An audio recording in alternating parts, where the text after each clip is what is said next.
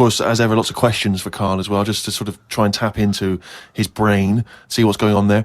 Question from Jade. Karl, what would you change if you were in charge of what kids are taught in school? Right, you know, because, I mean, your school experience was a bit iffy. You got very bored, didn't you? You got very disillusioned by school. Yeah. What I'd do, right, is instead of sort of teaching kids about 2 and 2 and that, which is 4, right? Well done. Show off. I think they should be asked more questions that make them think rather than something that has just got an answer. I totally agree. Right? So, so teaching them the quest for knowledge, inflaming their imagination. But just freaking them out a bit as well. Just going like... See, I knew that's where it was going. Because as soon as you started talking, Rick, I was thinking you're thinking some of the big existential or philosophical questions. You know, what does it mean to be human? What does it mean to interact with other humans? To be a human. Or teaching them sort of like philosophy on a basic level, that, you know, teaching them the love for learning. So, you know, get them back to a roots level so they want to learn and then they will learn, as opposed to just teaching them facts. Whereas... He was thinking, freak them out a bit. Yeah. No, just like, you know, like I read the other day, and someone sent it in on email, like how there's a dishwasher that's been found on Mars. Rubbish. Whoa, what? Right? But it's not true. So tell them that. But it's not true. Go home and write about it. How did that happen? But it didn't happen. Well, it did happen. It was in a science magazine. No, it didn't happen. There's not a dishwasher on Mars. Why not? Because... What do you mean, why not? How did it get there? But we're always sending, like, rubbish out there and that. It's like... Not dishwashers. What do you think the council take it away and they go, where can we put it? Well, the tip's full. Well, where's the nearest thing we can dump this? Mars, I imagine. No, but the same way that fella who, I don't know, was it 2 Christmases ago, when he was messing about saying I can get stuff to Mars and all that, he did it wrong because he did it on, like, Boxing Day, and I just think nobody's concentrating. No one wants to work on that day. It's kind of like, do you know what I mean? They're going to do stuff sort of half-arsed, aren't they, on Boxing Day? So... it didn't really get there, I don't think, but it crash-landed. What are you talking about? What was he trying to do? He was sending something up to Mars. Yeah, that little fella that wanted to get something on Mars, and it got... globe, you mean? And it didn't open properly. Yeah. It got there, didn't open. But the thing is, it got there, it didn't open properly. No one's been back to pick it up. And what I'm saying is, we're saying about going to Mars as our next planet. It's a tip. There's loads of stuff that's been flirted up there. No, it's not. What are you talking about? It's just all, like, that probe thing is still there, rotting away. Yeah. So... ipso facto, there is a dishwasher on Mars. We've settled that. Why would they have a dishwasher on Mars? Would they take the dishwasher up in the space shuttle in case they had dinner parties? What are you talking about? I just think they would have a little dishwasher in there. There's a lot of them, tight space. You don't want to, but who's going to do that? You know, that means... Do you know how much fuel it takes to move a kilogram out of the Earth's atmosphere? So they're going to take up a dishwasher, are they? Sorry, but what are they cooking up there, Karl? How many people does it take to fly a rocket?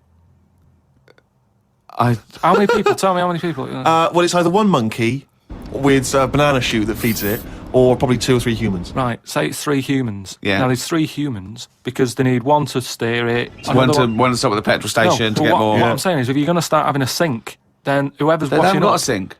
I know, because they've got a dishwasher. He's got you there. But anyway, I'm not going to go into that, but all I'm saying is teach kids things about... Say to them, right, when you go home tonight, there was dinosaurs knocking about ages ago.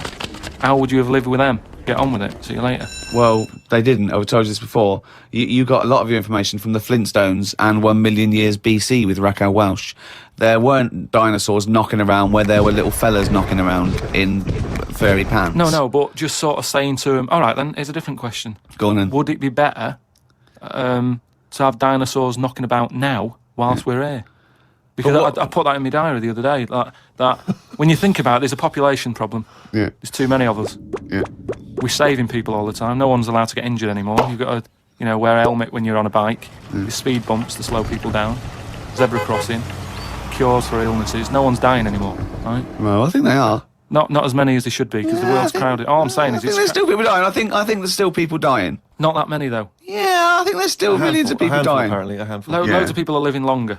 And that's a problem. So you feel that you should introduce Tyrannosaurus Rex into, say, London, just have them wandering around, just picking people up. That's what... Just sort of random and that. Because I don't know... I mean, I'm not wishing that anyone I know dies and that, but all I'm saying is I don't know anyone who's died for ages.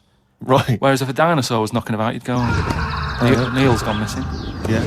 And Nora's had her head bitten off by a... Whatever. I just think then it is survival of the fittest, which is... We've lost all that now. You don't even have to be fit to survive. They just keep sticking a new lung on you. Or... Do you know what I mean? They can do too much now to keep people going. They just keep sticking a new lung on you. question from Kevin. He says, Carl, other than the famous boxing match that you've often talked about, I know that took up about 20 minutes of your time, have you ever been in any other kind of fight? I don't suppose a slanging match. I think they're talking, have you ever been in a physical fight? Once that I can remember. It was over a woman. Well, a girl. I was at school. Yeah. And it was because, like, it's hassle, innit? Right, relationships when you're younger. How old were you? About 7. It was over a woman. Go on then. Yeah, go on. And there was this girl knocking about who, you know, she was quite good looking, everybody liked. And my mate, he really liked her. And I didn't sort of ask her out on that, but she just sort of took a shine to me and stuff. Right? And didn't really go out with her properly. It's at that age where going out with someone is just like sort of going, all right, in the morning, do you know what I mean? You just sort of nod your head. Yeah. And that. Anyway, there was some sort of school disco. And they were playing Spin the Bottle or something. Right? And I sort of wandered over to see what was going on. And I stood on this girl's dress and put a hole in it. And she started crying. I was like, oh, I can't be doing with this. Right? You know, what's up with you? It's a hole, what's up with you? And everyone's going, Carl, what are you doing? That's meant to be your girlfriend and that. You should be sort of saying, oh, I'm sorry, and giving her a hug and all that, and saying it'll be all right, we'll sort the dress out. I said, oh, I can't be dealing with this. Right? So she's crying her eyes out, I said, it's over. Right? Oh, it's over, you saying, all right, in the morning. Yeah. No more of that. Yeah, there's no more. Right. In the morning. So I go to the toilet, right? And this lad who fancies her comes in and goes, you're out of order, you know. I'm saying, what are you on about? Sorry, there's 2 7-year-olds. Yeah. You're out of order. Keep out. Yeah. Cut it out. Show her a bit of bloody respect. Sorry, were you wearing trilbies? Yeah. He put his cigarette out in the sink and he just said, leave it. Get out of my face. So I just sort of said, look, why are you getting involved and all that? Yeah. 2 7-year-olds. Yeah. Why are you getting involved?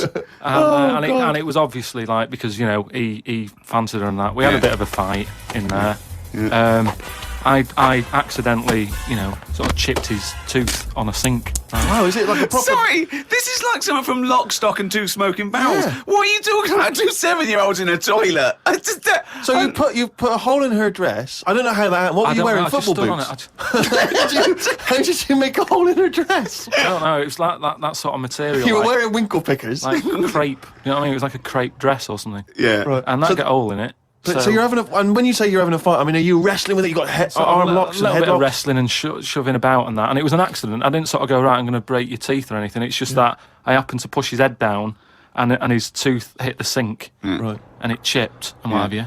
After that, like I sort of left there and stuff, and we had to go into assembly, and there was a copper in there doing some presentation saying, "Listen, kids, you know, don't get into trouble, because we're out there and we'll get you." Right, so sort of trying to teach the kids young not to get into any trouble and stuff. So I'm sat in the assembly room thinking, oh God, there's a copper here talking, and like my mate's going to come in a minute, like with a chipped tooth and everything.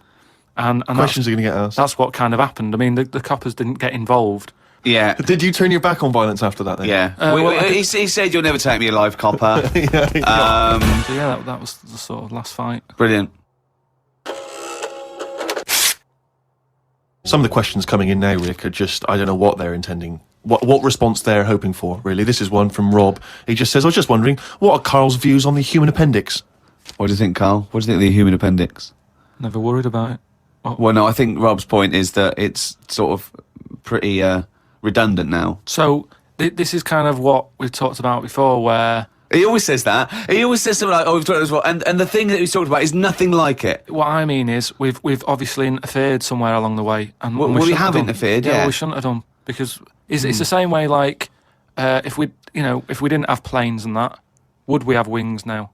If we'd have needed to get about, would we have had wings? No, the answer's no. Next. No, but you say that, but look at the way... Because he's right, he says it because he's right. No, but all I'm saying is you see that little picture of like an ape to man. Yeah. at first they're crawling about on all fours because probably you're looking for food, so you want to be down there.